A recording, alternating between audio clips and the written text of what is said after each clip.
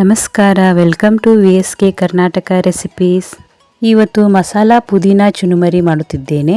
ಇದು ಈವ್ನಿಂಗ್ ಸ್ನ್ಯಾಕ್ಸ್ಗಾಗಿ ಟೀಯೊಂದಿಗೆ ತುಂಬ ಚೆನ್ನಾಗಿರುತ್ತದೆ. ಇದನ್ನು ಬೇಗನೆ ಮಾಡಿಕೊಳ್ಳಬಹುದು, ಮಕ್ಕಳಿಗೂ ಸಹ ತುಂಬ ಇಷ್ಟವಾಗುತ್ತದೆ. ನೀವು ಒಮ್ಮೆ ಟ್ರೈ ಮಾಡಿ. ಬನ್ನಿ ಮಾಡುವ ವಿಧಾನವನ್ನು ನೋಡೋಣ. ನಮ್ಮ ವಿಡಿಯೋ ಫಸ್ಟ್ ಟೈಮ್ ನೋಡುತ್ತಿದ್ದರೆ ತಪ್ಪದೇ ಚಾನಲನ್ನು ಸಬ್ಸ್ಕ್ರೈಬ್ ಮಾಡೋದನ್ನು ಮರಿಬೇಡಿ ಮತ್ತು ಫೇಸ್ಬುಕ್ ಪೇಜ್ ಫಾಲೋ ಮಾಡಿ.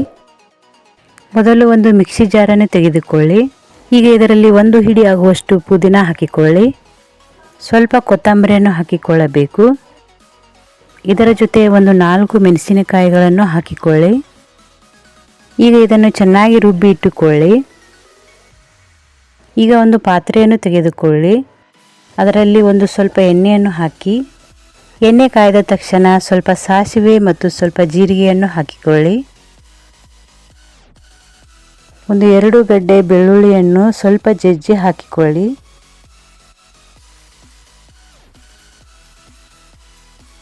ಈಗ ಇದಕ್ಕೆ ಒಂದು ಬಟ್ಟಲಿನಷ್ಟು ಶೇಂಗಾಕಾಳನ್ನು ಹಾಕಿಕೊಂಡಿದ್ದೇನೆ.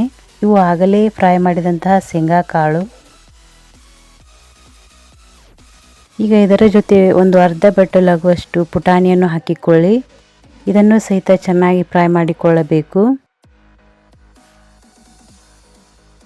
ಈಗ ಇದರ ಜೊತೆ ಆಗಲೇ ರುಬ್ಬಿದಂಥ ಮಸಾಲೆಯನ್ನು ಹಾಕಿಕೊಳ್ಳಿ.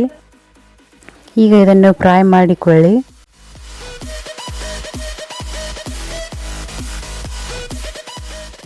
ಈಗ ಒಂದು ಸ್ವಲ್ಪ ಅರಿಶಿನ ಪುಡಿ, ರುಚಿಗೆ ತಕ್ಕಷ್ಟು ಉಪ್ಪು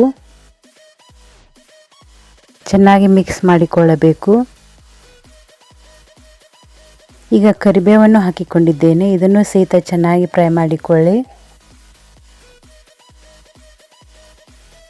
ಇದರ ಜೊತೆ ಒಂದು ಅರ್ಧ ಸ್ಪೂನ್ ಚಾಟ್ ಮಸಾಲೆ ಮತ್ತು ಒಂದು ಅರ್ಧ ಸ್ಪೂನ್ ಗರಂ ಮಸಾಲೆಯನ್ನು ಹಾಕಿಕೊಂಡಿದ್ದೇನೆ. ಇದನ್ನು ಸಹಿತ ಚೆನ್ನಾಗಿ ಫ್ರೈ ಮಾಡಿಕೊಳ್ಳಬೇಕು.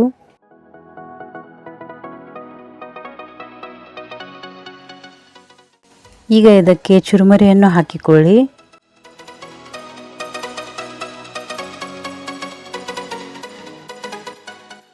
ಈಗ ಇದಕ್ಕೆ 1 ಸ್ಪೂನ್ ಆಗುವಷ್ಟು ಸಕ್ಕರೆಯನ್ನು ಹಾಕಿಕೊಂಡಿದ್ದೇನೆ. ಸಕ್ಕರೆಯನ್ನು ಸ್ವಲ್ಪ ಪುಡಿ ಮಾಡಿ ಹಾಕಿಕೊಳ್ಳಬೇಕು. ಇದರ ಜೊತೆ 1 ಸ್ಪೂನ್ ಕಡಲೆ ಹಿಟ್ಟನ್ನು ಹಾಕಿಕೊಳ್ಳಿ. ಈಗ ಇದನ್ನು ಚೆನ್ನಾಗಿ ಮಿಕ್ಸ್ ಮಾಡಿಕೊಳ್ಳಿ. ಈಗ ನೋಡಿ, ರುಚಿಯಾದ ಪುದೀನ ಮಸಾಲಾ ಚುರುಮರಿ ಸವಿಯಲು ಸಿದ್ಧವಾಗಿದೆ.